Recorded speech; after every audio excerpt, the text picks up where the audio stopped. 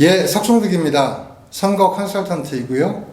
지금은 전략 컨설팅 그룹 창의 대표 컨설턴트로 활동하고 있습니다. 이번에는 선거교실입니다.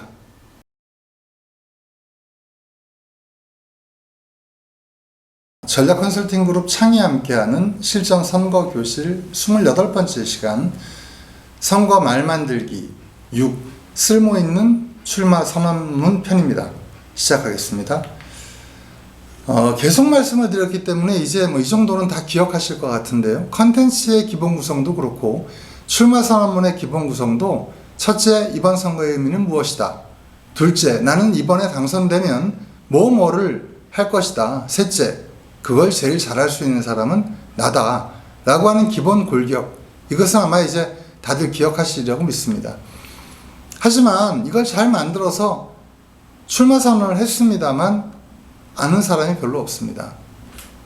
괜찮습니다. 출마 선언만 하고 끝날 게 아니니까요. 이제 지금부터 그 출마 선언에 이어서 여러 가지 행위들을 통해서 선거운동을 해나가는 그 첫 번째 관문이었기 때문에 그냥 정확하게 딱 세팅해서 남들에게 잘 전달력이 있고 호소력 있는 목소리로 그런 자세로 이야기하면 그것만으로도 의미는 있습니다. 이렇게 진행되는 출마 선언문은 가장 기본적으로는 언론을 통해서 사람들에게 전달되어지는데 그 전달되어지는 양이 적습니다. 또 출마 선언을 했다라고 하는 기사를 본다고 한들 그것 때문에 표가 바뀌기는 쉽지 않습니다.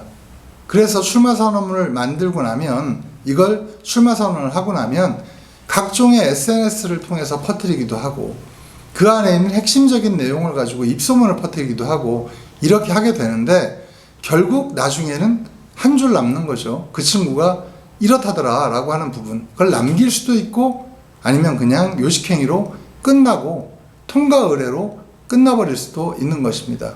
그래서 중요한 것은 쓸모있는 출마 선언문 한 줄이라도 정확하게 각인되고 그 각인된 것이 사람들의 마음을 움직일 수 있는 무엇을 잘 찾아내는 것이 제일 중요하다, 이렇게 설명드릴 수 있겠고요.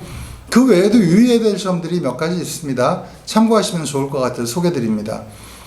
출마 선언문이 의뢰하는 이야기, 남들도 다 하는 이야기, 선거 때만 되면 의뢰 그 구성 형식대로 모두가 하는 이야기가 됐을 때는 매력이 없다. 출마 선언문 자체가 뉴스거리가 되도록 만들어라. 생각지 못했던 이야기, 혹은 모두가 동의하는 이야기, 공감할 수 있는 이야기, 이렇게 되어야 한다는 거거든요. 그러니까 보도자료 쓰는 것, 보도자료 작성 요령과 크게 다르지가 않습니다. 이런 데서 출마 선언을 했다고, 이런 말을 했다고, 거기서 이런 짓을 했다고, 이런 것들 모두가 뉴스거리가 될 수 있는데 그냥 단정하게 이를테면 의회 브리핑룸 같은 곳에서 그냥 줄줄 읽어나가는 형태의 출마 선언을 했을 때는 이게 뉴스거리가 되기가 매우 쉽지 않다라고 하는 것입니다. 이런 부분들을 잘 생각해서 출마 선언을 하는 장소 같은 것들을 의미부여를 해가지고 잡는다든지 그 출마 선언 행사에서 어떤 퍼포먼스를 준비한다든지 이런 것들도 부가적으로 어찌 보면 말을 하는 것보다 더 중요할 수도 있습니다. 한 장의 사진이 여러 마디의 말보다 더 강력한 파워를 가질 수도 있기 때문이죠. 두 번째는 생각하게 만들 필요가 있다. 찬반이 명확해지는 이슈가 되는 이야기를 제시할 필요가 있습니다. 요즘 돌아가는 상황과 전혀 다른 이상론만 펼쳐내가지고는 사람들에게 각인되기가 쉽지 않겠죠. 그래서 무슨 말을 했는지 모르게 만드는 그런 출마 선언이 가장 안 좋은 선언문이다, 이렇게 설명드릴 수 있습니다. 그래서 기억날 만한 한 줄, 이걸 만들기 위해서는 사람들에게 이게 뭐야 라고 이야기하는 그런 핵심이 필요하다. 세 번째 이야기는 전체를 관통하는 것은 결국은 한 가지 이야기다. 그래서 파생적인 부분들을 여러 가지 이야기할 수 있겠지만 그거 전체를 한 묶음으로 만들어주는 게 매우 중요하다. 지금까지도 계속 설명드렸던 부분입니다. 한 가지 이야기, 그걸 뒷받침하는 이야기. 그래서 여러 가지의 이야기에 나열이 되지 않고 한 가지 이야기를 했구나라는 것이 분명해진다라고 하면 그나마 전달되고 각인되고 공감될 가능성이 크다라고 하는 것입니다. 다만 프로모션은 여러 가지 툴들을 활용할 필요가 있다. 그리고 출마 선언을 한 것으로 끝이 아니라 출마 선언을 하고 난 뒤에 아까 말씀드린 SNS를 통해서 확산시키는 것도 있고 입소문을 통해서 알려내는 것도 있고 공보물, 현수막 혹은 캠프 내 내부 인테리어, 심지어 캠프로 올라가는 엘리베이터라든지 계단 같은 데에도 이 출마 선언에서 했던 이야기가 함께 우리가 사람들에게 계속적으로 노출될 수 있다라고 하게 되면 아무래도 그만큼 더 각인되어지고 또 그것이 확산되고 공감을 일으키는데 도움이 될 수 있기 때문에 출마 선언은 따로, 슬로건은 따로, 또 공보물은 따로 이렇게 생각하셔서는 안 된다라고 하는 말씀 강조드리고요. 여러 툴을 사용하되 일관성 있는 이야기를 전달하는 것이 중요하다. 그래서 첫 번째 출마 선언이 사실은 구도를 반영하는 게 그래서 중요합니다. 일단 해놓고 난 다음에 전체적인 구도나 슬로건을 다르게 하는 경우는 별로 좋지 않다라는 것이죠. 뭔가 둘 중에 하나는 버리는 결과를 갖게 된다는 것입니다. 마지막으로 다다익선이라고 생각하시는 분들이 많습니다. 출마 선언을 할 때 뒤에 여러 사람들을 쭉 세워서 많은 사람들이 함께 출마 선언을 했다.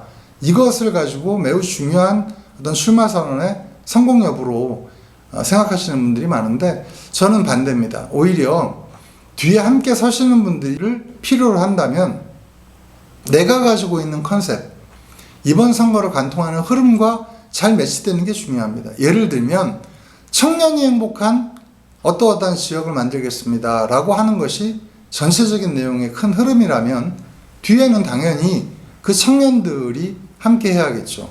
경우에 따라서는 그 청년들을 후원할 수 있는 후원 그룹들이 제각기의 모습으로 함께 출마 선언을 할 수도 있을 겁니다.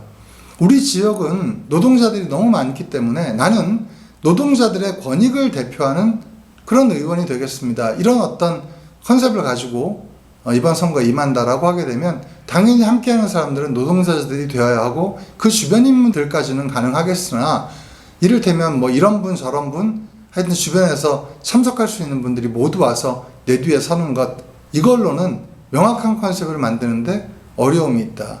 이야기를 여러 마디 하지 말고 한 가지를 잘 이야기하는 게 중요하듯 마찬가지로 그 모습조차도 분명한 색깔을 갖도록 만들어내는 것, 이것이 중요한 포인트다. 출마 선언은 결국 한 가지 이야기를 잘 전달하고 그 전달된 이야기가 사람들에게 공감되고 확산될 수 있도록 만들어내는 것, 이걸 목표로 해야 된다는 점 말씀드리면서 오늘 이야기 여기에서 마무리 짓도록 하겠습니다.